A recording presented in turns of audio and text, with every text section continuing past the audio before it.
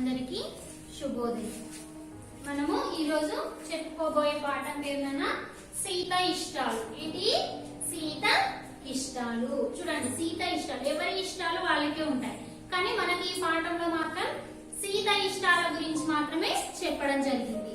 ఇక్కడ చూడండి నాన్న, ఏంటిది? ఇక్కడ ఒక బొమ్మను చూడండి, ఆలోచించి మాట్లాడండి అని ఉన్నది కదా. ఈ బొమ్మను అందరు కూడా చూడాలి. పై బొమ్మలో ఎవరెవరు ఉన్నారు? పై బొమ్మలో ఎవరెవరు ఉన్నారు? ఏంటిది? ఇందులో ఏంటిది? వీళ్ళను ఏమంటారు మరి? ఇక్కడ ముగ్గురు వ్యక్తులు ఉన్నారు. వాళ్ళు ఏం చేస్తున్నారు? బుర్రకథ చెప్పడం జరుగుతుంది. ఇక్కడ బుర్రకథ చెప్పడం జరుగుతుంది. ముగ్గురు వ్యక్తులు ఉన్నారు. వారు ఏం చేస్తున్నారు? మరి బుర్రకథకు సంబంధించిన వ్యక్తులు ఉన్నారు. ఫస్ట్ ఆన్సర్ కి. సెకండ్ దాంట్లో వారు ఏం చేస్తున్నారు? మరి బుర్రకథను చెప్తున్నారు. దీన్ని ఏమంటారు? తుంబురాని అంటారు నాన్న. తుంబురాని అంటారు దీన్ని. మధ్యలో ఇద్దరు, వీళ్ళిద్దరిని కూడా వంతులు అని అంటారు. ఇతను చెప్తూ ఉంటాడు, వీళ్ళు ఏమంటారు? కోరస్ అని అంటారు కదా, కోరస్ ఇస్తూ ఉంటారు. వీళ్ళిద్దరిని కూడా వంతులు అని అంటారు. ఇట్లాంటి ప్రదర్శనను మీరు ఎప్పుడైనా చూసారా? దీనిని ఏమంటారు?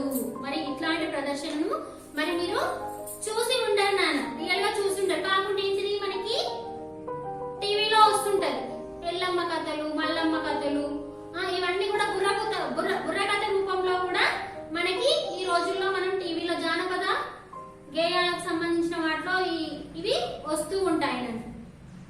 దీన్ని ఏమంటారంటే బుర్రకథ చెప్పడం అని అంటారు. బుర్రకథ చెప్పడం అని అంటారు.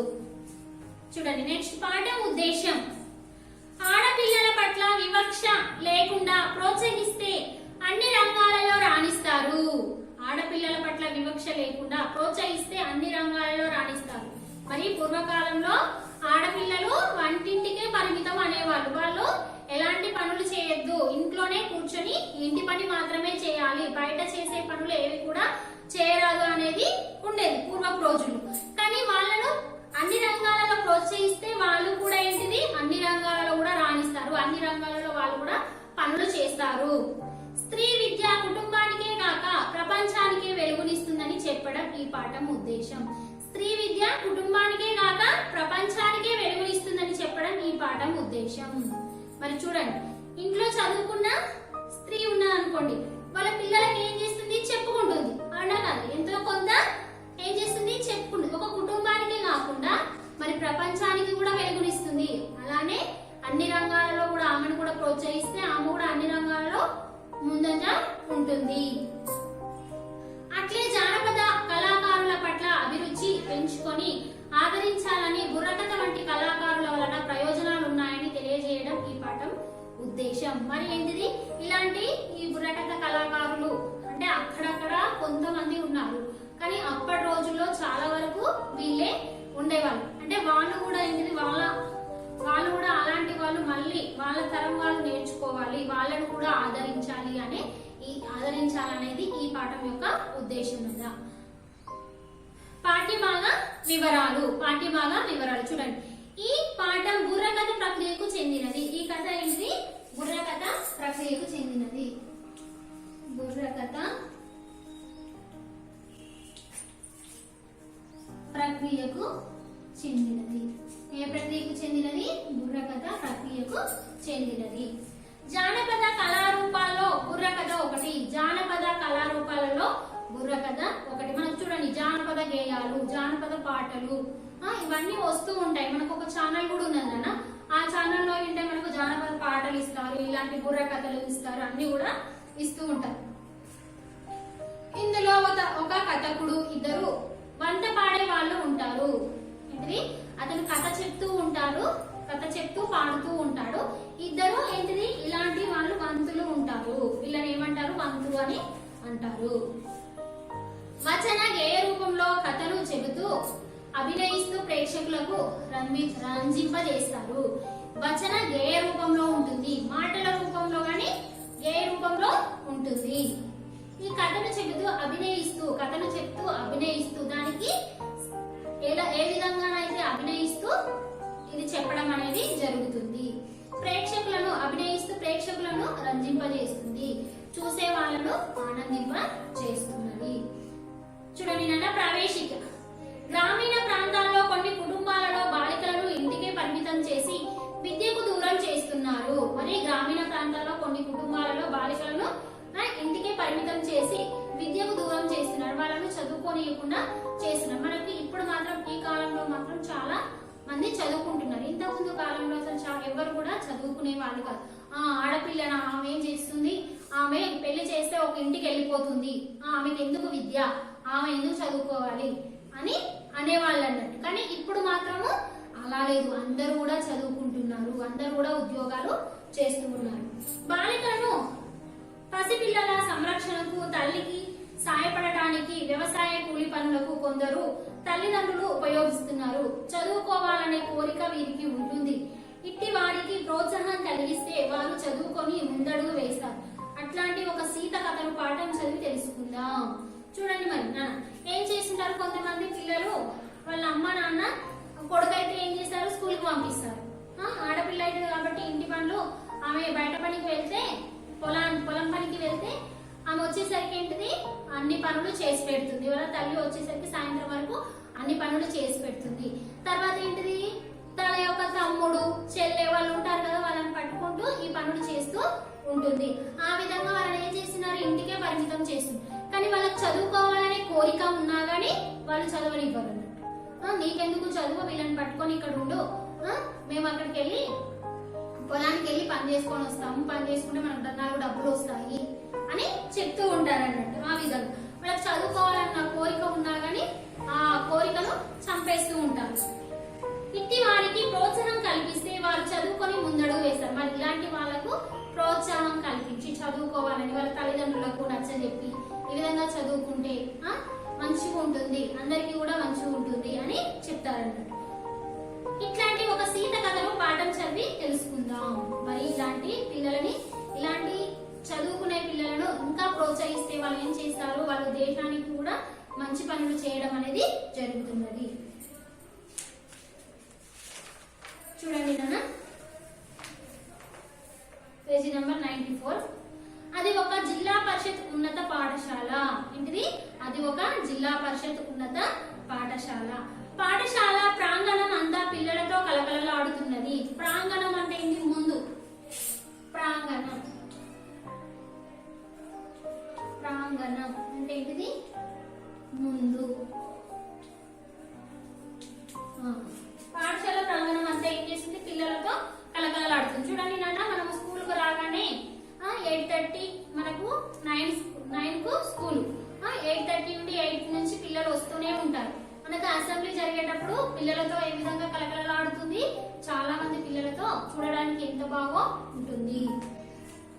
జాతీయ దినోత్సవంలో భాగంగా సాంస్కృతిక కార్యక్రమాలు ప్రదర్శిస్తున్నారు. మరి జాతీయ దినోత్సవంలో భాగంగా సాంస్కృతిక కార్యక్రమాలు ప్రదర్శిస్తున్నాడు. అక్కడ ఏం చేస్తున్నారట, సాంస్కృతిక కార్యక్రమాలు కూడా ప్రదర్శిస్తున్నారు విద్యార్థులు. రమాదేవి అనే విద్యార్థిని తర్వాత ప్రదర్శించబోయే అంశం ప్రకటిస్తున్నది ఇట్లా. మరి నేటి మనకు కూడా ఏంటిది, స్కూల్లో ఏంటిది, మనకు కొన్ని జరుపుకుంటూ ఉంటాం, కొన్ని పండుగలు జరుపుకుంటూ ఉంటాం. అదే విధంగా ఆగస్టు 15, జనవరి 26 అలాంటి సందర్భంలో కొన్ని ఏం చేస్తుంటారు, కార్యక్రమాలను చేసుకుంటూ ఉంటాం కదా. అదే విధంగా ఇక్కడ కూడా జాతీయ దినోత్సవం భాగంగా ఏంటిది, సాంస్కృతిక కార్యక్రమాలు ప్రదర్శిస్తున్నారట పిల్లలు. రమాదేవి అనే విద్యార్థిని తర్వాత ప్రదర్శించబోయే అంశం ప్రకటిస్తుందట. ఇట్లా రమ జానపద కళారూపాల్లో ఎంతో ప్రాచుర్యం పొందినది. జానపద కళారూపాల్లో ఎంతో ప్రాచుర్యము పొందినది బుర్రకథ. మరి ఏంటిది, ఇలాంటి జానపద కళారూపాల్లో ఎంతో ప్రాచుర్యం పొందిన కథ ఏంటిది, బుర్రకథ. తరతరాలుగా ప్రజా చైతన్యంలో ఈ కళారూపం కీలక పాత్ర పోషించింది. తరతరాలుగా, అప్పటి రోజుల నుంచి కూడా ఇప్పటి వరకు కూడా ఏంటిది, ప్రజా చైతన్యంలో ఇది కళారూపం కీలక పాత్ర పోషించింది. ఇందులో ఒకరు కథ చెబుతుంటే వారికి చెరో పక్క 2 వంతులు ఉంటారు. ఒకడు కథకుడు, కథ చెప్పేవాడు, కథకుడు ఒకరు ఉంటారు. వంతులు. వీళ్ళు ఇద్దరు ఉంటారు. వీళ్ళు ఇద్దరు ఉంటారు. కథ చెప్పేవారిని కథకుడు అని, ఆయనకు రెండు పక్కల నిలబడి గొంతు కలిపే వాళ్ళను వంతులు అని అంటారు. మధ్యలో అతను ఉండి ఏం చేస్తున్నాడు, కథ చెప్తూ ఉంటారు. వీళ్ళు ఏం చేస్తున్నారు, ఆ కథను కలిపి పాడుతూ ఉండే వాళ్ళను వంతులు అని అంటారు. కథకుడు తంబూరా వాయిస్తాడు. ఇది కథకుడు ఏం చేస్తాడు, మధ్యలో మనం ఇక్కడ చూసాం కదా, మనకి ఇక్కడ కథకుడు ఏం చేస్తాడు, తంబూరా వాయిస్తుంటారు. వీళ్ళిద్దరు ఏం చేస్తుంటారు, మధ్యలో వాయిస్తుంటారు. చూడండి, కాబట్టి కథకు బుర్రకథ అని పేరు వచ్చింది. ఈనాటి బుర్రకథను కృష్ణవేణి చెబుతుంది. మరి ఈనాటి బుర్రకథను ఎవరు చెప్తున్నారట, కృష్ణవేణి చెబుతుంది. రోజా రాజు వంత పాడుతారు. రోజా రాజు వంత పాడతాడు అంటే వీళ్ళ స్కూల్లో ఏంటిది, జాతీయ దినోత్సవంలో భాగంగా సాంస్కృతిక కార్యక్రమాలను ప్రదర్శిస్తున్నారు కదా, అదే విధంగా మరి వీళ్ళట కృష్ణవేణి అంటే ఏంటిది, ఈనాటి బుర్రకథను కృష్ణవేణి చెబుతుంది. అంటే కథకుని రూపంలో ఎవరున్నారు, కృష్ణవేణి ఉన్నారు. ఎవరున్నారు, కృష్ణవేణి ఉన్నది. రోజా రాజు వంతు పాడతారు. రోజా రాజు వీళ్ళు ఏం చేస్తారు, వంతులు అన్నట్టు వంతు పాడుతూ ఉన్నారు. అనగనగా రామాపురం అనే ఒక పల్లెటూరు. ఆ పల్లెటూరులో శివయ్య గౌరమ్మ అనే దంపతులకు కలిగిన తొలి సంతానం సీత. మనకి ఇప్పుడు అసలు కథ వచ్చేసింది. అనగనగా ఏంటంట, రామాపురం అనే ఒక పల్లెటూరు ఉందట. ఆ పల్లెటూరులో శివయ్య మరియు గౌరమ్మ అనే దంపతులకు మొదటి సంతానము ఎవరట, సీత. ఆ సీత చదువుకునేందుకు చేసిన ప్రయత్నమే ఈనాటి బుర్రకథ నేపథ్యం. మరి సీత చదువుకోవడానికి చేసినటువంటి ప్రయత్నమే ఈనాటి బుర్రకథ అన్నట. చూడండి, బుర్రకథ పాత్రలు. కథకు రాను కృష్ణవేణి, వంతులు రాజు రోజా, కృష్ణవేణి. పాట చూడండి నాన్న. జయము జయము మన భారత మాతకు జయము దిగ్విజయము. వీళ్ళు ఏం చేశారు, పక్కన ఉన్న వాళ్ళు ఏం చేశారు, తందానా తందనానా అని అంటుంటారు. చదువులనిచ్చు సరస్వతి తల్లి చల్లగా చూడవమ్మా, తందానా తందనానా.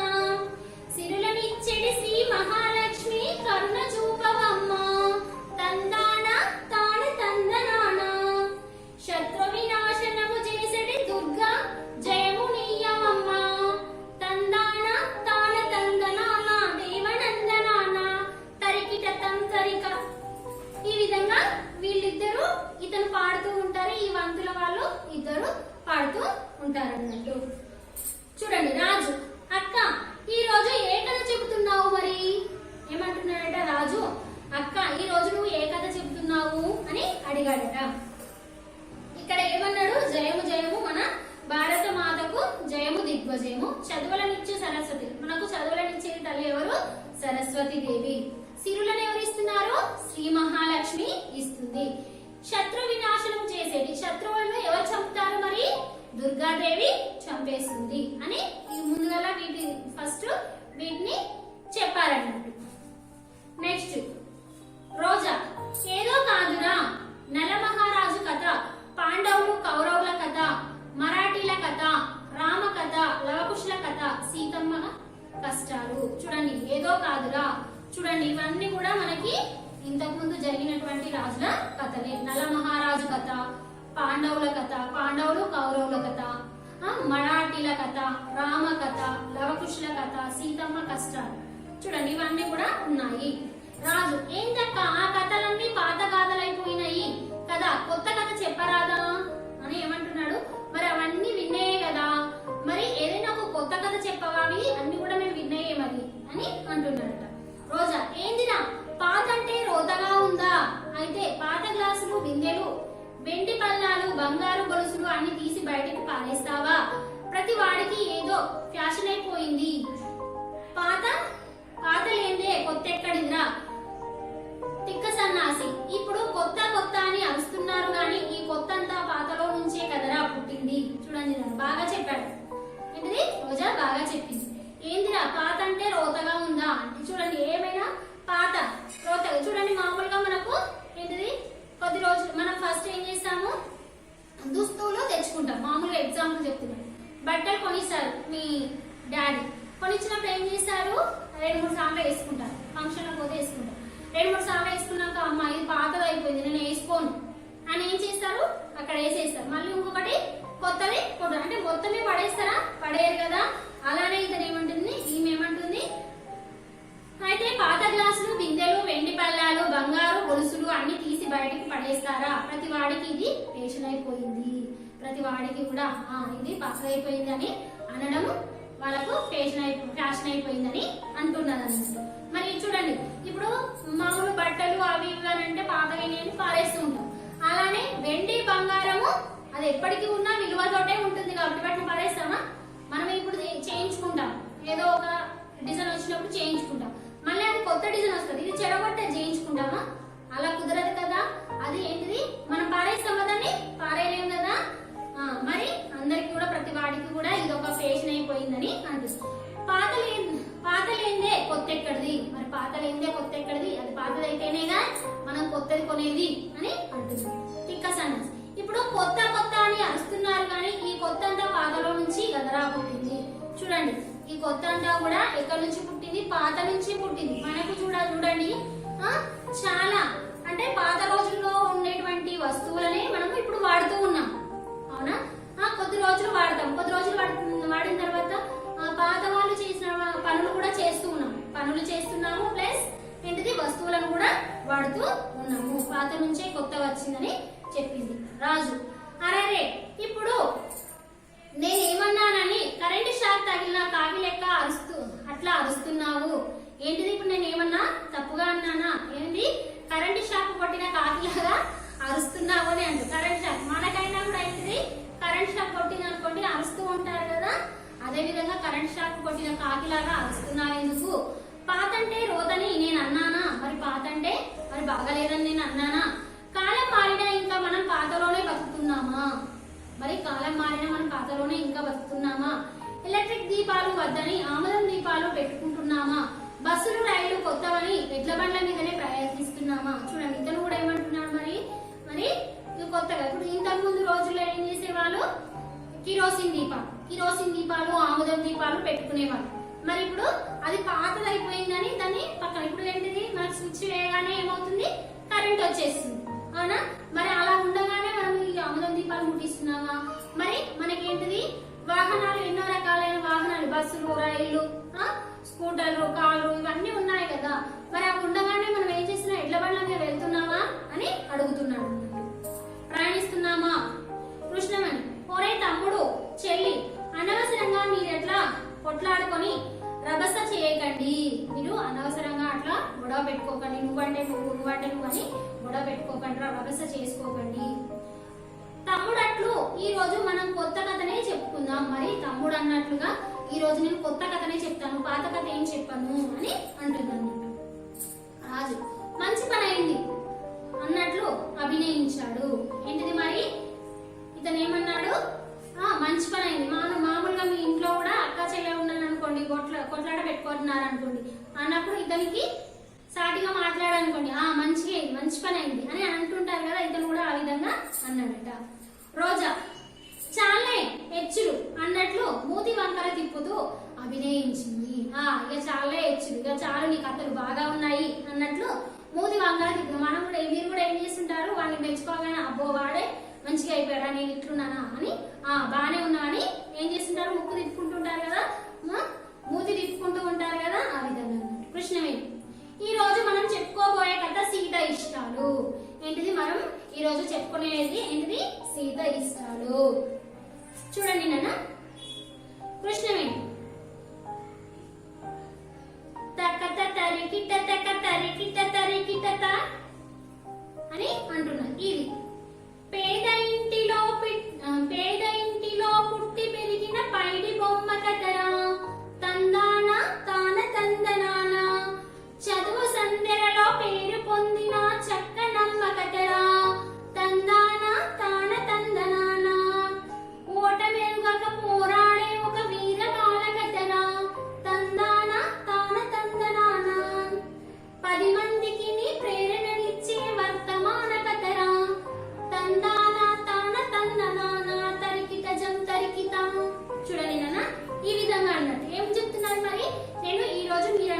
కానీ నేను కొత్త కథను చెప్తాను. అదేంటిది? సీత ఇష్టాలు. పేద ఇంటిలో పుట్టి పెరిగిన ఒక పైడి బొమ్మ కథ, ఒక అందమైనటువంటి అమ్మాయి కథ. చదువు సంధ్యలో పేరు పొందిన చక్కనమ్మరా. మరి చదువు సంధ్యలో పేరు పొందినటువంటి చక్కనమ్మ, ఆమె చదువుకోవాలనే చాలా కోరిక ఉన్నటువంటి ఒక అమ్మాయి. కోట మెరుగక పోరాడే ఒక వీర బాలకథరా. ఆమెని చదువుకోనియకుండా చేసినా గానీ చదువుకోవడానికి ప్రయత్నం చేస్తూనే ఉన్నది.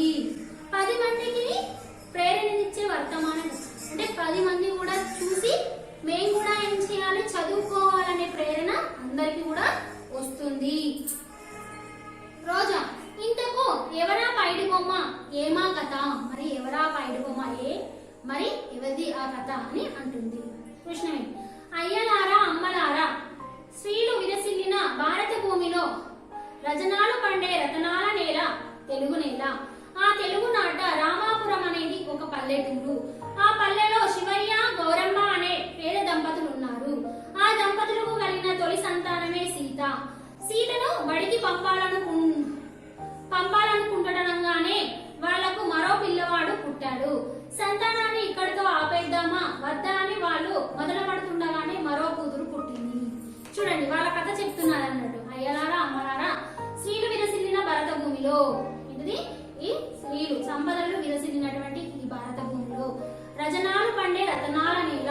రజనాలు అంటే రత్నాలు పండేటువంటి ఈ రతనాల నేల తెలుగు నేల, మన తెలుగు నేల. తెలుగు నాట ఏంటిది? ఈ తెలుగు నాట, ఈ తెలుగు దేశంలో రామాపురం అనే ఒక పల్లెటూరు ఉన్నది. ఆ పల్లెటూరులో శివయ్య మరియు గౌరమ్మ అనే దంపతులు ఉన్నారు. ఆ దంపతులకు తొలి సంతానమే ఎవరు? సీత. సీతను బడికి పంపాలనుకుంటుండగానే వాళ్లకు మరో పిల్లవాడు పుట్టాడు. ఈ సీతను ఏం చేశారట, బడికి పంపుదామని అనుకున్నారట. అనుకునే లోపు మళ్ళీ ఇంకొక పిల్లవాడు పుట్టాడు. సంతానాన్ని ఇక్కడితో ఆపైద్దామా వద్దా అని వాళ్ళు మొదలు పడుతుండగానే, మరి వాళ్ళు అనుకుంటున్నాగానే మళ్ళా మరో కూతురు పుట్టినట్టు. చూడండి,